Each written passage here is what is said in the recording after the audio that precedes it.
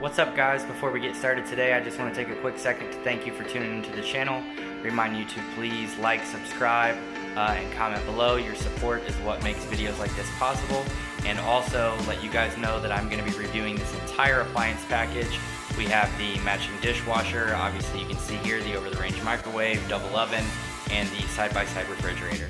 And so if you are interested in any of these appliances, again I'm going to be doing in-depth looks and revisits a year after actually having lived with these appliances, so you'll get initial impressions, in-depth look at all the features and things like that, and then actually how well we've liked them after living with them for a year. So without further ado, let's go ahead and jump into this cooktop.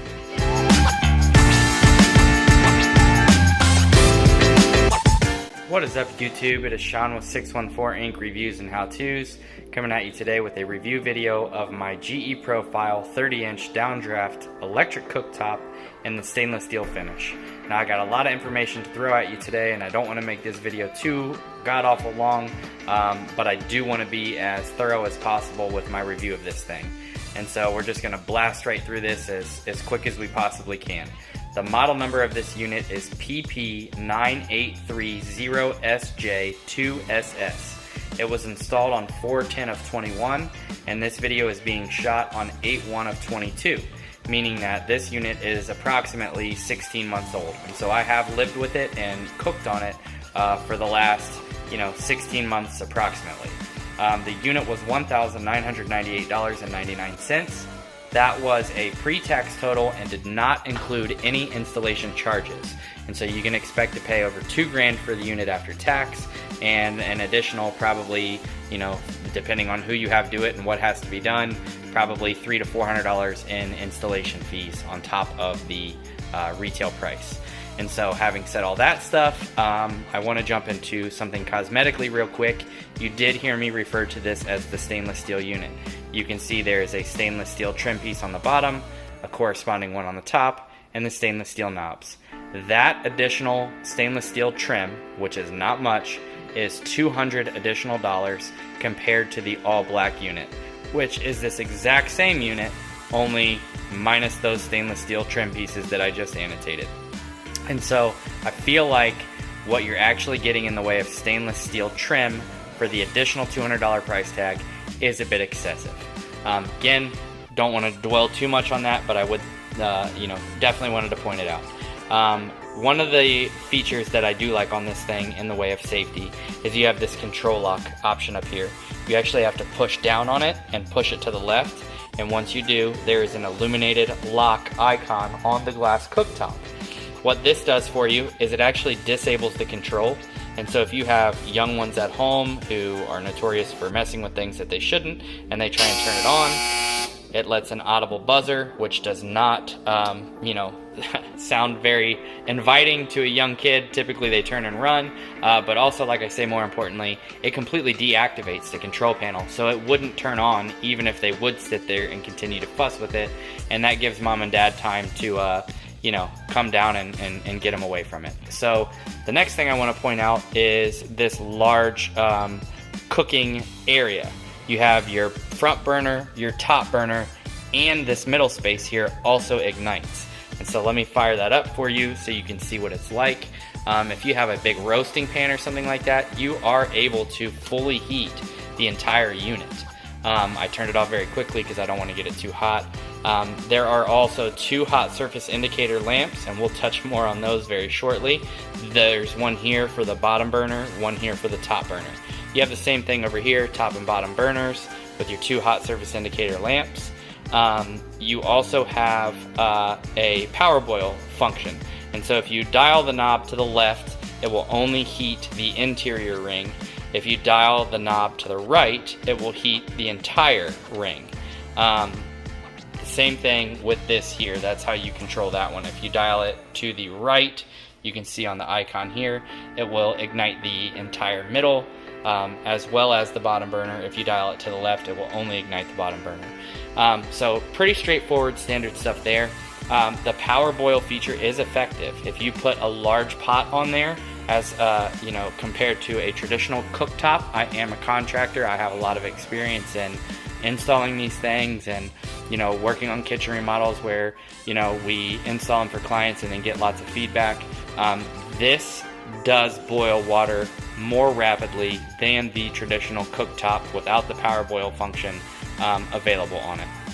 The other thing I want to talk about is the downdraft. This is one of the biggest features of this unit. And so without wasting too much of your time, I always recommend to all my clients gas cooktops with vent hoods. We purchased this house a year ago, right around the time, a little over a year ago, that we installed this unit. That I personally installed this unit myself, and I ideally wanted to go with gas. But without giving you too much of my personal information, with my cabinet configurations, and over-the-range microwave already installed, cathedral ceilings, hardwood floors, finished basement, it just was not practical for me to take on a major remodel project and incur a huge bill to be able to convert to gas. So I went into this unit expecting not to like it, and I had a bad preconceived notion about what cooking and living with this thing was going to be like. I have been pleasantly surprised over the past 14 months about how much I actually enjoy cooking on this thing and how effective it is. And so is it as even of a heat as gas? Absolutely not. But do I still get even heat when cooking with my cast iron pans? Absolutely I do. Can I still put roasting trays? Yes.